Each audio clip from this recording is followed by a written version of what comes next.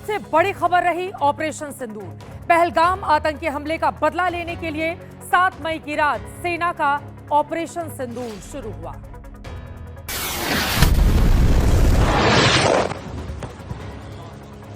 PoK और पाकिस्तान के अंदर मौजूद 9 आतंकी ठिकानों को सेना ने तबाह कर दिया।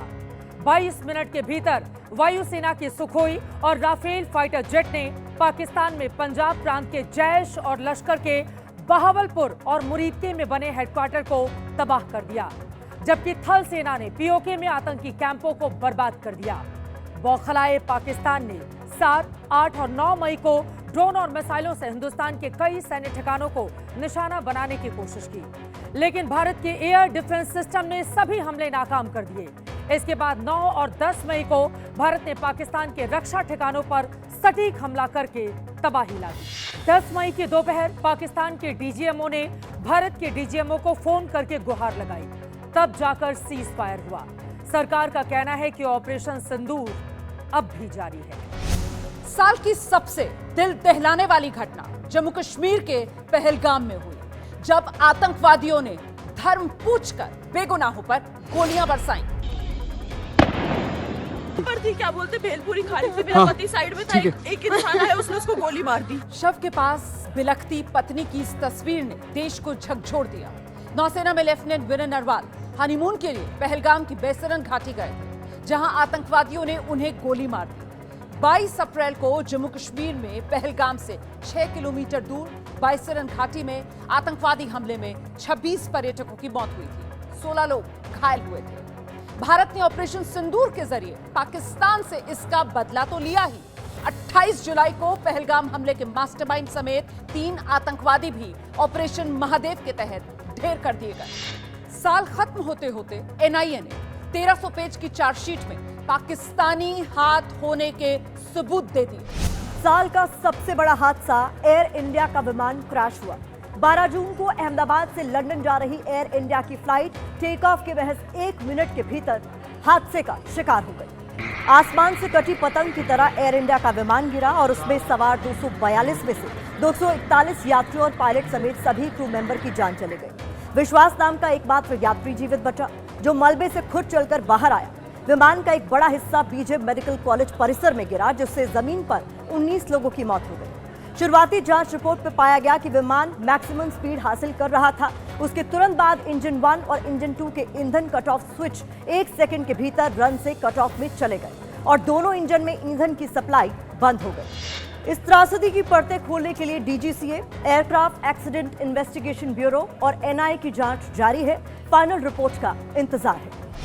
साल की सबसे बड़ी राजनीतिक वापसी नीतीश कुमार की रही।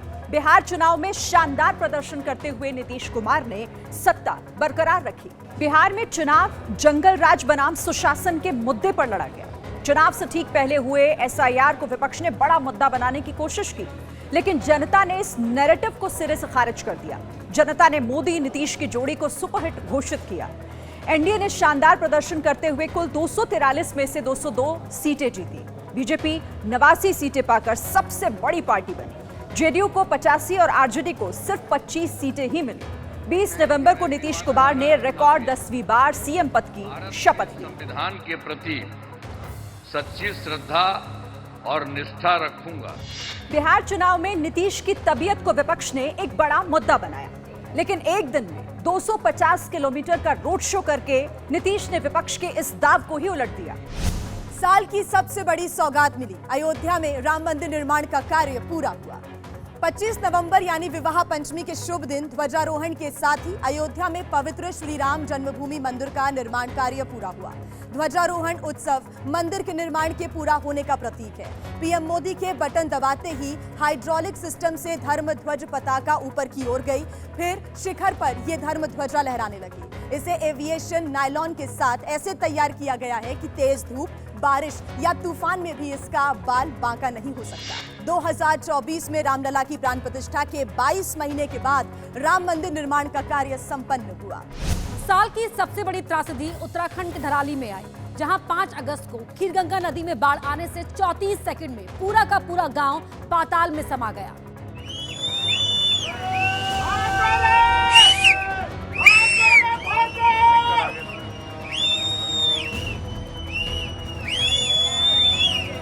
तस्वीरों को जिसने देखा सहम गया। ऊपर से बेहद तेजी से आते हुए पानी ने किसी को संभलने का मौका ही नहीं दिया। दूसरी तरफ लोग चीखते रहे, लेकिन जब तक धराली में मौजूद लोग कुछ समझ पाते, पानी सब कुछ बहा ले गया। पानी जब शांत हुआ तो हर जगह तबाही के निशान थे। इस हादसे के बाद कई लोग अब तक लापता हैं। खीरगंगा नदी जहां से निकलती है वो जगह 4000 फीट से ज्यादा की ऊंचाई पर है। बादल फटने के बाद भारी लैंडस्लाइड हुआ, जिसके बाद पानी के साथ मलबा तेजी से नीचे आया और उसने सब कुछ तबाह कर दिया। बीते 10 सालों में धराली में 3 बार आपदाएं आई, 3 बार गांव तबाह हुआ, लेकिन हर बार स्थानीय लोगों ने नई इमारतें खड़ी कर दी। साल का सबसे बड़ा तोहफा सरकार ने इनकम टैक्स में मिडिल क्लास को राहत देकर दिया। बजट में वित्त मंत्री ने आम लोगों को राहत देने के लिए आयकर स्लैब और दरों में बदलाव किए। नई व्यवस्था के तहत basic tax free limit 7 lakh से बढ़ाकर 12 लाख कर दी गई, यानी लगभग 1 लाख रुपए महीना कमाने पर भी टैक्स नहीं। इसके ऊपर नौकरी पेशा लोगों को मिलने वाले 75,000 रुपए के स्टैंडर्ड डिडक्शन को जोड़ दिया गया, तो कुल टैक्स फ्री लिमिट सीधे 12,75,000 तक पहुंच गई। इस बदलाव से उन नौकरी पेशा लोगों को ज्यादा राहत मिली जिनकी सैलरी सालाना 10 से 13 लाख रुपए के बीच है और जिन्हें पहले भारी टैक्स देना पड़ता था। नए स्लैब की वजह से मिडिल क्लास का टैक्स काफी कम हुआ, जिससे उनके हाथों में पैसा बचा और इससे घरेलू खर्च, बचत और निवेश तीनों बढ़े। साल का सबसे बड़ा प्रदर्शन नेपाल में युवाओं का हुआ। सितंबर में जेनजी ने देश में तख्ता पलट कर दिया।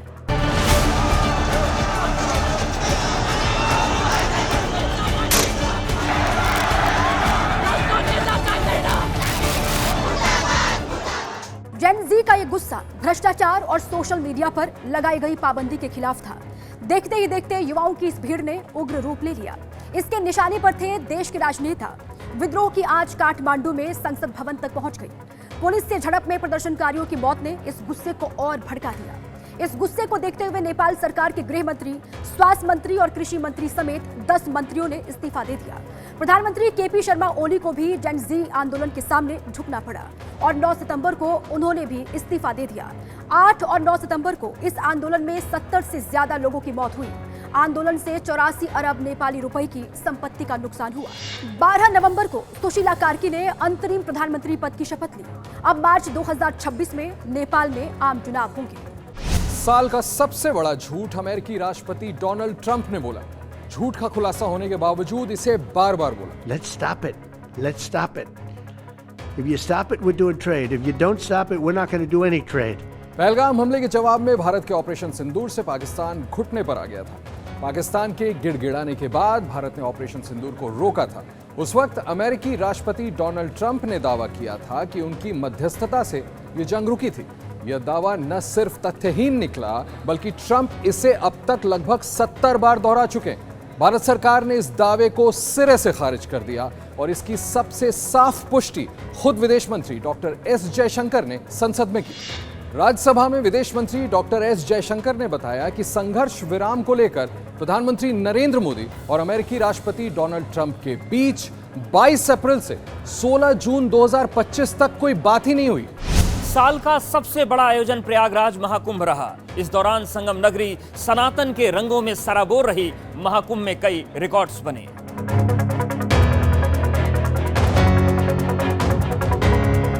इस भव्य दिव्य तस्वीर ने महाकुंभ को अलौकिक बना दिया। महाकुंभ के पहले ही दिन पौष पूर्णिमा को 1,65,00,000 लोगों ने संगम में डुबकी लगाई। 45 दिन में 66 करोड़ से ज्यादा श्रद्धालुओं ने संगम में डुबकी लगाने का महा रिकॉर्ड बनाया। ये संख्या कई देशों की कुल आबादी से ज्यादा है। 13 जनवरी से 26 फरवरी तक त्रिवेणी संगम आस्था का केंद्र बना रहा। हालांकि 29 जनवरी को मौनी अमावस्या के अमृत स्नान के दौरान महाकुंभ में भगदड़ मच गई, जिसमें 37 लोगों की मौत हो गई थी। महाकुंभ 2025 में आस्था की अभूतपूर्व भीड़ उमड़ी और वहां पर कई विश्व रिकॉर्ड्स भी बने। वहीं मौनी अमावस्या पर हुई भगदड़ ने भीड़ प्रबंधन और प्रशासनिक व्यवस्था पर गंभीर सवाल खड़े कर दिए। साल का सबसे बड़ा सरप्राइज बीजेपी ने दिया। नितिन नवीन बीजेपी के राष्ट्रीय कार्यकारी अध्यक्ष बने। 45 साल पुरानी पार्टी ने 45 साल के नितिन नवीन के नाम का ऐलान कर सबको हैरत में डाल दिया। 5 बार के विधायक नितिन नवीन पिछले महीने ही नीतीश सरकार में पथ निर्माण मंत्री बने थे। सूत्रों के मुताबिक प्रधानमंत्री मोदी ने नितिन नवीन के नाम को आगे बढ़ाया और उसके बाद संसदीय बोर्ड के सदस्यों और आरएसएस से इस पर राय मांगी गई थी। संसदीय बोर्ड के सदस्यों और आरएसएस से हरी झंडी मिलने के बाद आला कमान ने नितिन नवीन के नाम का ऐलान किया। नितिन नवीन के पास 2 दशकों से बीजेपी के संगठन का अनुभव है और ऐसा माना जा रहा है कि नितिन नवीन ही आगे चलकर बीजेपी के राष्ट्रीय अध्यक्ष होंगे। साल का सबसे बड़ा आरोप चुनाव में वोट चोरी का लगा। राहुल गांधी लगातार बीजेपी पर चुनाव में वोट चोरी करने का आरोप लगा रहे हैं। एक तरफ देश के 12 राज्यों में वोटर लिस्ट रिवीजन यानी एसआईआर की प्रक्रिया चल रही है, तो दूसरी तरफ कांग्रेस इसे आधार बनाकर चुनाव आयोग और बीजेपी को कटघरे में खड़ा कर रही है। राहुल गांधी का दावा है कि 2024 के लोकसभा चुनाव, हरियाणा और महाराष्ट्र के विधानसभा चुनाव में वोटों की चोरी हुई। इसे लेकर राहुल कई बार प्रेस कॉन्फ्रेंस भी कर चुके हैं। राहुल गांधी ने 1 अगस्त को बीजेपी के इशारे पर चुनाव आयोग पर वोट चोरी का आरोप लगाते हुए चुनाव आयोग के अधिकारियों को चेतावनी तक दी। हालांकि जब चुनाव आयोग ने राहुल गांधी को एफिडेविट के साथ सबूत जमा करने को कहा तो राहुल गांधी ने इससे इनकार कर दिया। हलफनामा देना होगा या देश से माफी मांगनी होगी, तीसरा विकल्प नहीं है। आपके माध्यम से मैं ये भी कहना चाहता हूं, अगर 7 दिन में हलफनामा नहीं मिला तो इसका अर्थ ये सारे आरोप निराधार हैं। बिहार चुनाव के दौरान राहुल गांधी ने वोट चोरी का आरोप लगाते हुए वोटर अधिकार यात्रा निकाली थी। हालांकि चुनाव में कांग्रेस को करारी हार का मुंह देखना पड़ा था। साल का सबसे बड़ा सदमा धर्मेंद्र की मौत से देश को मिला। सदाबहार अभिनेता धर्मेंद्र की मौत की खबर ने हर किसी को रुला दिया। धर्मेंद्र जब अपने आखिरी सफर पर निकले तो हर आंख नम थी। पूरा बॉलीवुड धर्म जी को श्रद्धांजलि देने विले पार्ले शमशान घाट पहुंचा। जो नहीं पहुंच पाए उसे सोशल मीडिया के जरिए बॉलीवुड के हीमान को याद किया। 24 नवंबर को 89 साल के धर्मेंद्र ने मुंबई के अपने घर में आखिरी सांस ली। धर्मेंद्र लंबे समय से स्वास्थ्य संबंधी समस्याओं से जूझ रहे थे। कुछ दिन पहले भी अस्पताल से घर लौटे थे, जिसके बाद ये बुरी खबर फैंस को पता चली। धर्मेंद्र ने 300 से ज्यादा फिल्मों में काम किया, जिसमें शोले, चुपके चुपके, सीता और गीता, फूल और पत्थर, ऐसी कई सारी यादगार फिल्में शामिल थी। दिवंगत अभिनेता धर्मेंद्र की आखिरी फिल्म 1 जनवरी को रिलीज होने जा रही है। इसमें धर्मेंद्र ने सेकंड लेफ्टिनेंट अरुण खेत्रपाल के पिता का रोल निभाया है। साल की सबसे बड़ी मुलाकात मोदी पुतिन की रही, जिस पर ट्रंप समेत पूरी दुनिया की निगाहें टिकी हुई थी। 4 दिसंबर को रूसी राष्ट्रपति पुतिन 30 घंटे के लिए भारत के मेहमान बनकर पहुंचे।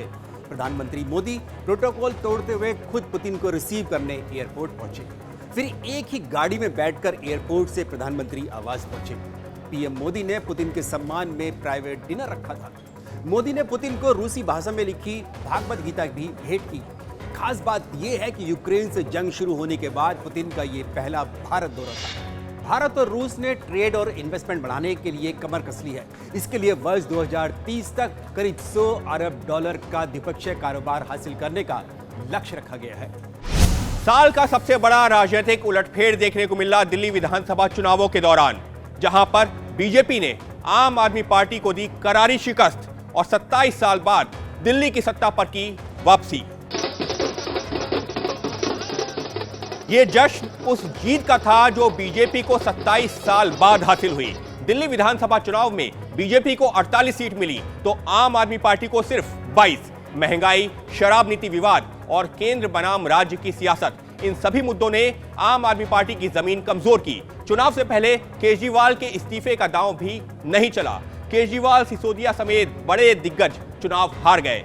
बीजेपी ने सबको चौंकाते हुए रेखा गुप्ता को दिल्ली का मुख्यमंत्री बनाया। मैं रेखा गुप्ता ईश्वर की शपथ लेती हूं कि मैं बीजेपी ने विधानसभा चुनावों में गंदी यमुना और जहरीली हवा को बड़ा राजनीतिक मुद्दा बनाया था और अब उन्हीं मुद्दों को लेकर दिल्ली की बीजेपी सरकार भी सवालों के घेरे में है।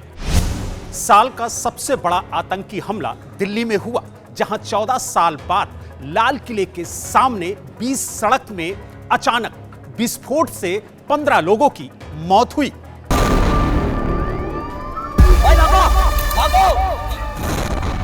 10 नवंबर को शाम लाल किले के पास सफेद हुंडई i20 कार में जोरदार धमाका हुआ। कार धमाके से पहले 3 घंटे से ज्यादा पार्किंग में खड़ी थी। अमोनियम नाइट्रेट से बने विस्फोटक ने 6 कार, 2 ई रिक्शा और 1 ऑटो जला दिए। जांच में फॉरेंसिक डाटा और डीएनए मिलान से पता चला कार को कश्मीर का रहने वाला डॉक्टर उमर उन नवी चला रहा था, जो सुसाइड बॉम्बर था। अलग अलग जगहों से जांच के दौरान 9 लोगों को गिरफ्तार किया गया, जम्मू कश्मीर पुलिस ने यूपी और हरियाणा पुलिस की मदद से नवंबर के पहले हफ्ते में सफेद पोश आतंकी मॉड्यूल का भांडाफोड़ करके 2900 किलो विस्फोटक जब्त किया। इस मॉड्यूल के भांडाफोड़ होने के कुछ दिन बाद ही दिल्ली में लाल किले के पास विस्फोटक रखी हुई कार में जोरदार धमाका हुआ। साल की सबसे बड़ी सनसनी रही मेरठ का ड्रम कांड। मुस्कान ने अपने पार्टनर के साथ मिलकर पति की हत्या कर दी और शव के टुकड़े करके नीले ड्रम में डालकर सील कर दिया। यह ड्रम इस साल सबसे डरावना रहा। मेरठ के merchant navy officer Saurabh Rajput की हत्या से पूरे देश में सनसनी फैल गई। सौरभ राजपूत अपनी पत्नी मुस्कान को उसके जन्मदिन पर सरप्राइज देने के लिए लंदन से मेरठ लौटे थे, लेकिन 4 जून को सौरभ की हत्या उसकी पत्नी मुस्कान और उसके पार्टनर साहिल ने कर दी। दोनों ने सौरभ के शरीर के टुकड़े टुकड़े कर दिए, फिर उसे एक नीले ड्रम में डाला और सीमेंट से सील कर दिया। इसके बाद दोनों घूमने निकल गए। मुस्कान को 18 मार्च को साहिल के साथ गिरफ्तार किया गया। पति की हत्या के 8 महीने बाद मुस्कान ने जेल में 24 नवंबर को बेटी को जन्म दिया। ससुराल वालों ने डीएनए टेस्ट की मांग भी उठाई कि बच्ची का पिता कौन है, सौरभ या साहिल। साल का सबसे बड़ा धोखा सोनम ने अपने पति राजा रघुवंशी को दिया। राजा रघुवंशी और सोनम शादी के बाद हनीमून पर गए और वहां से वापस आई सिर्फ राजा की लाश। देश को जब पता चला मध्य प्रदेश से हनीमून के लिए मेघालय गए एक जोड़े के साथ अनहोनी हो गई तो सब सन्न रह गए, लेकिन जब हकीकत से पर्दा उठा तो सबके पैरों तले से जमीन खिसक गई।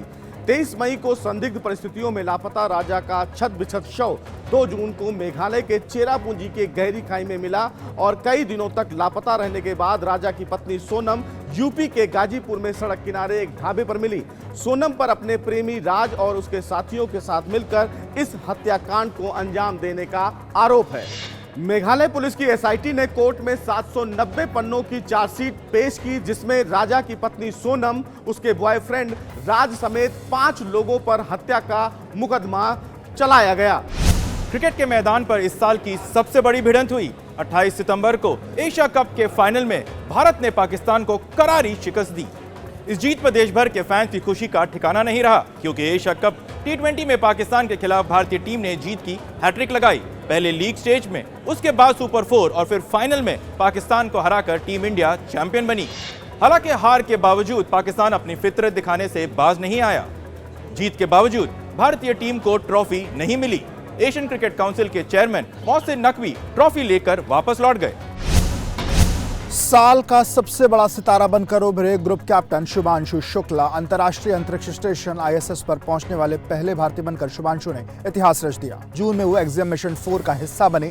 18 दिन तक ISS पर रहकर शुभांशु 60 अलग-अलग एक्सपेरिमेंट का हिस्सा बने, जिसमें वैज्ञानिक शोध और भारत के गगनयान मिशन के लिए तैयारी शामिल थी। शुभांशु शुक्ला ने ISS पर रहते हुए पीएम मोदी से बात की। इस दौरान मोदी ने शुभांशु से गाजर के हलवे का भी जिक्र किया था। गाजर का हलवा ले गए हैं, क्या उससे अपने साथियों को खिलाया?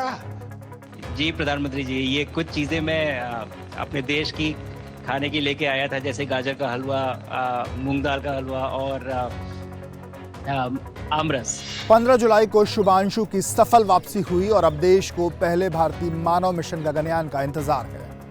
साल का सबसे चर्चित वीडियो मशहूर फुटबॉलर मेसी के भारत दौरे में दिखा। कोलकाता के स्टेडियम में मेसी को न देख पाने पर हंगामा हुआ।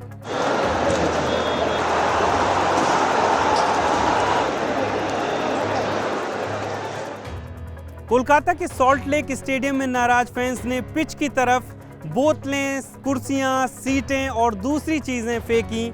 स्टेडियम में तोड़फोड़ मचा दी और बैरिकेड भी तोड़ दिए और मेसी के जल्दी चले जाने के बाद मैदान में घुस गए। मेसी करीब 22 मिनट तक मैदान में रहे, जिसके बाद वो चले गए। 20-20 हजार रुपए की टिकट खरीदने वाले फैंस को मेसी की एक झलक भी नसीब नहीं हुई, जिसके बाद फैंस का गुस्सा फूट पड़ा। ममता बनर्जी को भी इस कार्यक्रम में शामिल होना था। उन्होंने इस घटना के लिए लोगों से माफी मांगी। एक कमेटी भी बैठा ली गई, जिसके बाद राज्य के खेल मंत्री अरूप विश्वास को इस्तीफा देना पड़ा। मेसी यूनिसेफ इंडिया के ब्रांड एम्बेसडर हैं और इसी के तहत वे गॉट इंडिया टूर के लिए कोलकाता पहुंचे थे। मेसी ने हैदराबाद, मुंबई और दिल्ली का भी दौरा किया। साल का सबसे बड़ा संकट इंडिगो एयरलाइंस के ठप पड़ने से खड़ा हुआ। दिसंबर का पहला हफ्ता और देश भर में हर एयरपोर्ट पर यात्री परेशान हुए। अरे आप दिल्ली से लेकर मुंबई तक के एयरपोर्ट पर हंगामे की तस्वीरें दिखी। यात्रियों के गुस्से और लाचारगी की तस्वीरें वायरल होने लगी। 5 दिसंबर को इंडिगो का ऑपरेशन लगभग ठप हो गया था। 2 दिन में 3000 से ज्यादा उड़ानें कैंसिल हुई तो मानो आसमान में ही चक्का जाम हो गया। सरकार को संसद में हालात पर जवाब देना पड़ा। 2 साल पुराने नियम के लागू होने से संकट खड़ा हुआ, जिसमें क्रू रेस्ट और ड्यूटी के घंटों को घटाने का निर्देश था। इस संकट के बाद केंद्र सरकार ने कार्यवाही करते हुए इंडिगो को अपने ऑपरेशन में 10% कटौती करने और तय समय सीमा में रिफंड देने का निर्देश दिया। इंडिगो के सीईओ को डीजीसीए के सामने पूछताछ के लिए आना पड़ा। 10,000 रुपए के ट्रैवल वाउचर का ऐलान इंडिगो ने किया। साल की सबसे बड़ी ब्लॉकबस्टर फिल्म रही सैयारा, जिसने सभी को चौंका दिया। आहान पांडे और अनीत पड्डा जैसे डेब्यू कलाकारों ने बॉक्स ऑफिस पर तूफान ला दिया। थिएटर में युवा दर्शक इमोशनल होते दिखे तो किसी ने फिल्म का असर बताया तो किसी ने पीआर स्टंट कहा, लेकिन सैयारा का जलवा ऐसा रहा कि फिल्म बॉक्स ऑफिस पर अब तक की सबसे ज्यादा कमाई करने वाली बॉलीवुड रोमांटिक फिल्म बन गई। रोमांटिक कहानी और भावुक संगीत ने सैयारा को साल की दूसरी सबसे सफल फिल्म बना दिया है। उम्मीद से उलट नए चेहरों की केमिस्ट्री का खुमार जेएनजी में सबसे ज्यादा दिखा। फिल्म रिलीज के साथ ही आहान पांडे और अनीत पड्डा जवा दिलों की धड़कन बन गए।